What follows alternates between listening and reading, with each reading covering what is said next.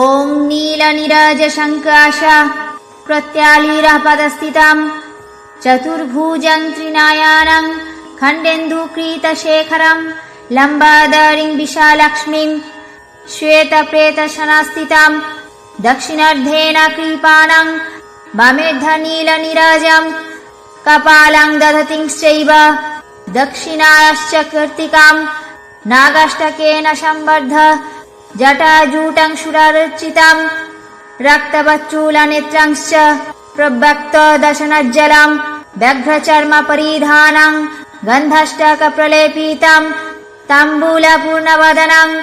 शूरशूरनमस्कृतम् एवं सञ्चिन्तयेत्कालीं सर्वाभीष्टप्रदं शिवम्। অর্থাৎ যার শ্রী অঙ্গের কান্তি নীল পদ্মের মতো স্নিগ্ধ, যিনি প্রত্যালীর ভঙ্গিতে গতিশীলা, যিনি চতুর্ভুজা ত্রিনয়না, মস্তকে অর্ধচন্দ্র সুশোভিতা, যিনি লম্বোদরী বিশাল লোচনা তথা শ্বেতবর্ণ প্রেতের আসনে আসীনা, দক্ষিণ দিকের ঊর্ধ্বহস্তে কৃপাণ বা খড়গ তথা বাম দিকের ঊর্ধ্বহস্তে নীল পদ্ম ধারণ করে আছেন এবং বাম দিকের নিম্নহস্তে কপাল পাত্র তথা দক্ষিণ দিকের নিম্নহস্তে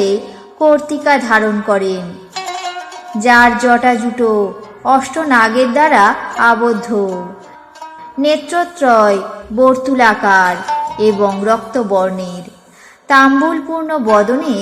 উজ্জ্বল দশন পংক্তি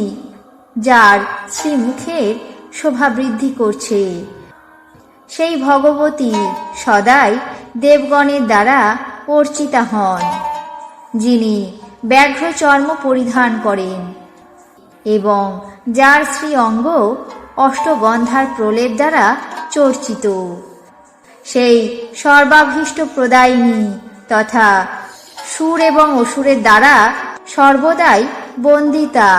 এবং নমস্কৃতা, সেই মঙ্গলময়ী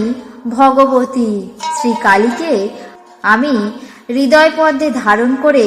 ধ্যান করি।